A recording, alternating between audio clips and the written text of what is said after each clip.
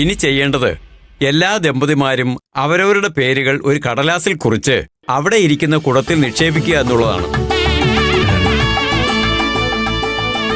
വൈകുന്നേരം ക്ഷേത്ര നടയിൽ വെച്ച് കമ്മിറ്റിയുടെ നേതൃത്വത്തിൽ അത് നറുക്കെടുക്കും. നറുക്കെടുപ്പിൽ 2 ദമ്പതികളെയാണ് തിരഞ്ഞെടുക്കുക.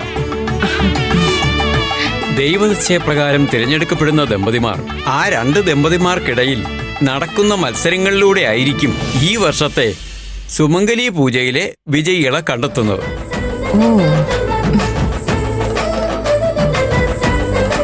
മറക്കണ്ട, ഈ വർഷം സവിശേഷ വർഷമാണ്. ഇത്തവണത്തെ വിജയി എന്നും അമ്മയുടെ നടയിൽ നടക്കുന്ന സുമംഗലി പൂജയിലെ പ്രത്യേക സ്ഥാനക്കാരായിരിക്കും.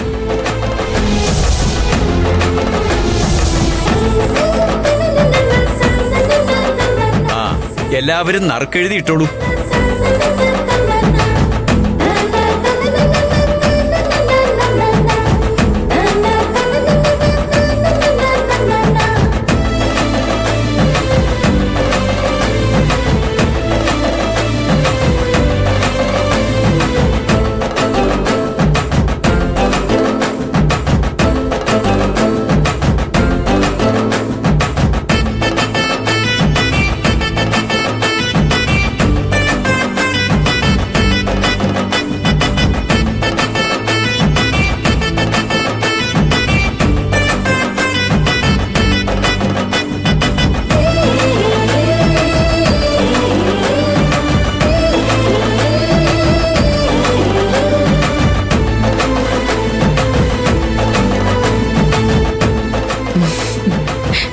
വിചിത്രമായ ആചാരം തന്നെയല്ലേ ആന്റി? ക്ഷേത്രങ്ങളിലെ എല്ലാ വിചിത്രമായ ആചാരങ്ങൾക്കും വലിയൊരു കഥയുടെ പൊരുളുണ്ടാവും. അതൊക്കെ അനുസരിച്ചാ ഇതൊക്കെ ചിട്ടപ്പെടുത്തിയിരിക്കുന്നത്.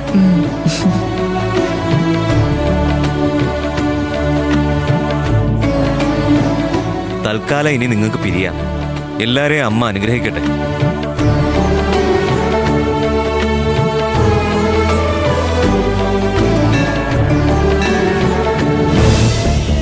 എന്താ നിങ്ങളുടെ പേര്?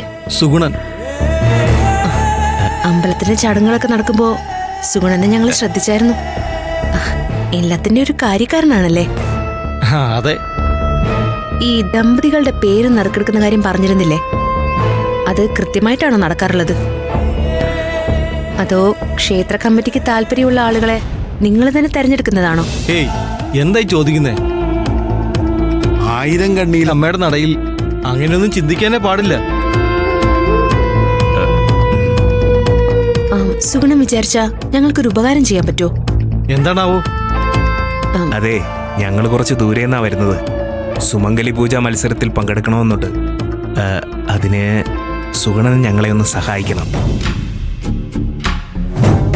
അതിന് സുഗുണന് മാന്യമായൊരു പ്രതിഫലവും ഞങ്ങൾ തരാം. എന്താ എന്താ നിങ്ങളുടെ ആവശ്യം? വേറൊന്നുമല്ല, മത്സരത്തിന് നറുക്കെടുക്കുമ്പോ ഞങ്ങളുടെ പേര് അതിലുണ്ടാവണം. പിന്നെ അത് മാത്രമല്ല, ഞങ്ങൾ 2 കൂട്ടരുടെ പേര് വിവരം തരാം. അവർ ഈ മത്സരത്തിൽ ഉണ്ടാവാൻ പാടില്ല.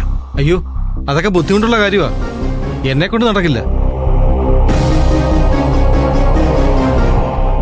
സുഗുണൻ ചെയ്യുന്ന ഉപകാരത്തിന് സുഗുണൻ പ്രതീക്ഷിക്കാത്ത പ്രതിഫലമാവും ഞങ്ങൾ തരിക. ആർക്കും ഒരു സംശയം തോന്നാത്ത രീതിയിൽ ആരെങ്കിലും കൂട്ടുപിടിച്ച് സുഗുണൻ അതൊന്ന് നടത്തി തന്നാൽ മാത്രം മതി. എനിക്ക് നിങ്ങളെ സഹായിക്കണമെന്നൊക്കെ ഉണ്ട്. പക്ഷേ ഇവിടെ ഈ ക്ഷേത്രമുറ്റത്ത് വെച്ച് നടക്കുന്ന നറുക്കെടുപ്പെന്ന് പറഞ്ഞാലേ കണിശവാ. അതിന് ഞാനൊരു മാർഗം പറഞ്ഞുതരാം. ഞങ്ങൾ 2 പേരുടെയും പേരുകൾ നേരത്തെ തന്നെ നറുക്കിന് താഴെ ഒട്ടിച്ചു വെക്കണം. എടുക്കുന്നത് ആരാണോ അവരോട് സുഗുണൻ കാര്യം പറഞ്ഞാൽ മതി. എന്നാലും ഒരെന്നാലുമില്ല.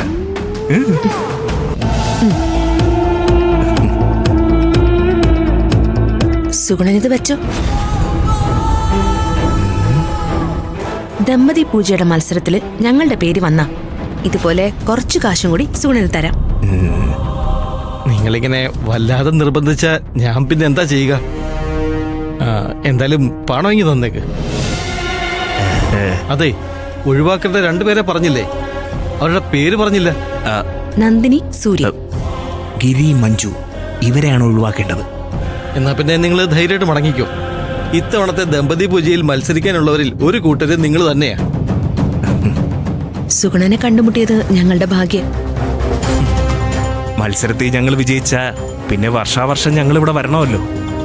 എന്ന് വെച്ചാ വർഷാവർഷം സുഗുണന് ഒരു സാമ്പത്തിക യോഗമുണ്ട്. എന്നാ പിന്നെ ഞാനധികം നിൽക്കുന്നില്ല. ആരെങ്കിലും കണ്ടു എന്ന് വെച്ചാ എന്നാ പിന്നെ ശരി, പോട്ടെ.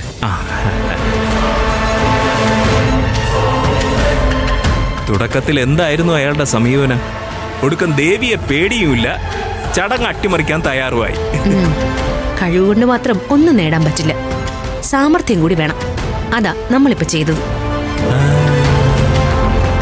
അതെ, അടുത്ത പരിപാടി എന്താ? ഇന്ദ്രജേ, സാധാരണ ആർക്കും നമ്മുടെ സാമർഥ്യത്തെക്കുറിച്ച് അത്ര മതിപ്പില്ലല്ലോ. പക്ഷേ ഈ സുമംഗലി പൂജ കഴിയുമ്പോ അത് മാറും. ഈ സുമംഗലി പൂജയിൽ വിജയിക്കുക എന്ന് പറഞ്ഞാലേ ആന്റിയുടെ മനസ്സിൽ നമ്മുടെ സ്ഥാനം എന്തായിരിക്കും? ഒന്ന് ആലോചിച്ച് നോക്ക്. ആ ക്ഷേത്ര ജീവനക്കാരന് കാശ് കൊടുത്ത ബുദ്ധി ആരുടേതാണെന്ന്? അത് പിന്നെ കാശിന്റെ ബുദ്ധിയായിരിക്കുമ്പോ അത് തന്റെ ആയിരിക്കുമല്ലോ. ഞാൻ ഈ സുമംഗലി പൂജയ്ക്ക് വെറുതെ വന്നതല്ല. നമ്മുടെ കൂടെ വന്ന മഞ്ജു പോലും നമ്മളെ മറികടക്കരുതെന്ന് എനിക്ക് നിർബന്ധമുണ്ട്. അതുകൊണ്ടാ പണം ചെലവാക്കിയത്. അല്ല, അപ്പോഴും ഒരു കുഴപ്പമുണ്ടല്ലോ.